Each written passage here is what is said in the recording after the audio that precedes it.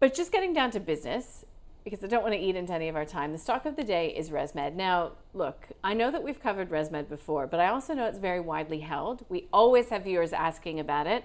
Its quarterly is coming around next week. Don't forget, it does report quarterlies because it's dual listed in the United States.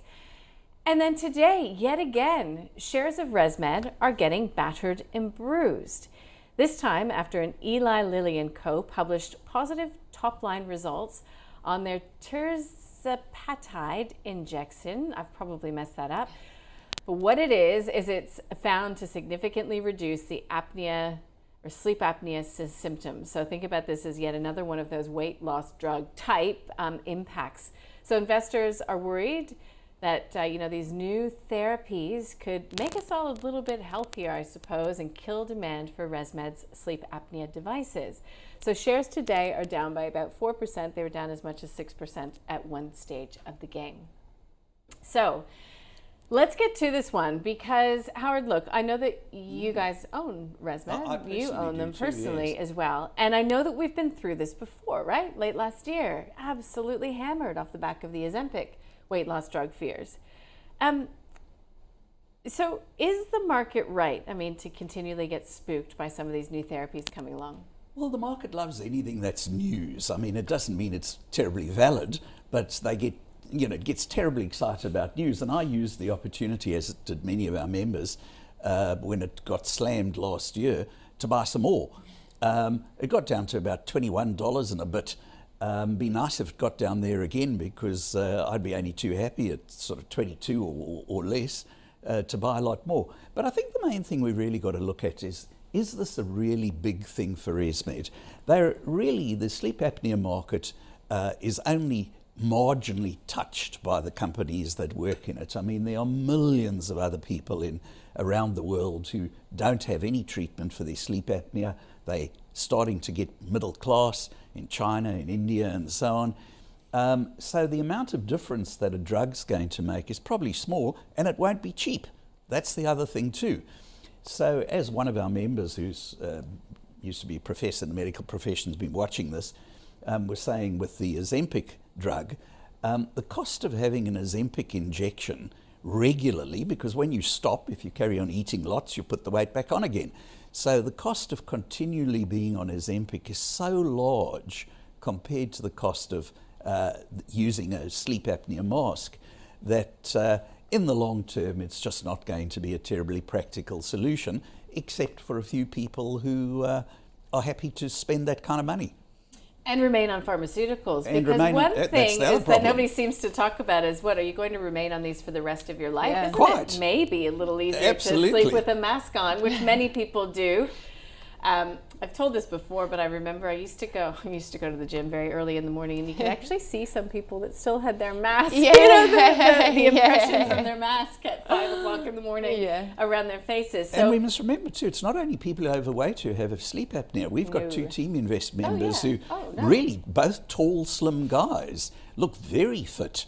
They probably not that much younger than me, but they look very fit. And both of them say they've been using a sleep apnea mask for 20, 30 years already. And once you start, you can't stop. Yep. My father uses one, and if he goes away Yeah. for a night now, he has to bring the whole kit and caboodle with him everywhere. So the thing is, and I will play devil's advocate, is that first it was Ozempic, now it's this one. Next week it'll be that, when does sort of, the barrage of bad news and also these drugs that, will also improve in time, when does the sort of critical mass come and then it does become a problem? If we look far enough ahead, the chances are that people won't need masks. But how far ahead is that? That could be 20, 30, 40 years. It takes 10 years to get a drug approved. So, it's a long, long, long way ahead. But medical science is making life better and longer, which economically may not be the best thing, but certainly from a social point of view, it's wonderful. But so when do we come to price? Because we might see a little bit more, quote unquote, negative news for Resmed coming along with that. But like I said, we do have the quarterly coming next week. Today it's trading now at $27.94. Is this a buying opportunity, or do you think you might be able to get it cheaper? Well, it's still on a PE of almost 30. And, pretty much every year for the past 10 years, you've been able to buy it, all except 1 year, you've been able to buy it for a PE of somewhere around about where it is now or lower. There have been years where it's been down to a PE of 21 and 19. So it's not amazingly cheap, but even if you bought it today, if you added to it or bought it for the first time today, the chances are over the next 5 to 10 years you're going to do really, really well out of it. Maybe in 30 years' time or 40 years' time, it may not be needed. There may not be that much need for masks, but as you said before, are you going to want to have an injection for the rest of your life? So they'd have to come up with something that was not injected, perhaps a pill, or something that was injected once a year, maybe, to get everybody off the masks.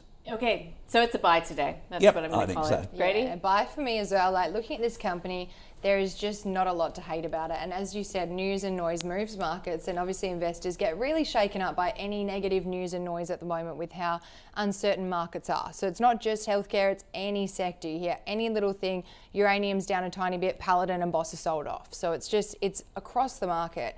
But with Resmed, it's such a strong company.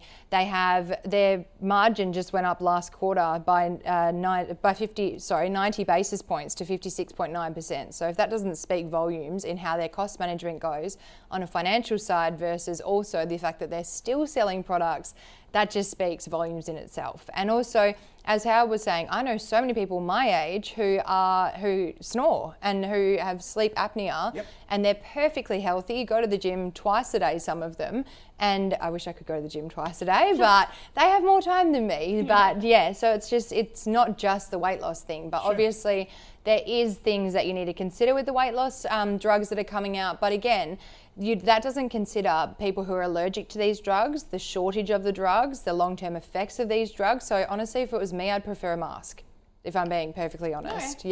Yeah. So I'm a buy, strong buy. There's a buy, strong buy for Resmed. And of course, we will be speaking with the company. I shouldn't say of course, but we will be speaking with Mick Farrell, the MD of Resmed, in the wake of the quarterly announcement being released next week. So keep an eye out for that. So yeah, we'll be asking about margins. We'll be asking about the impact of some of these drugs on its business as well.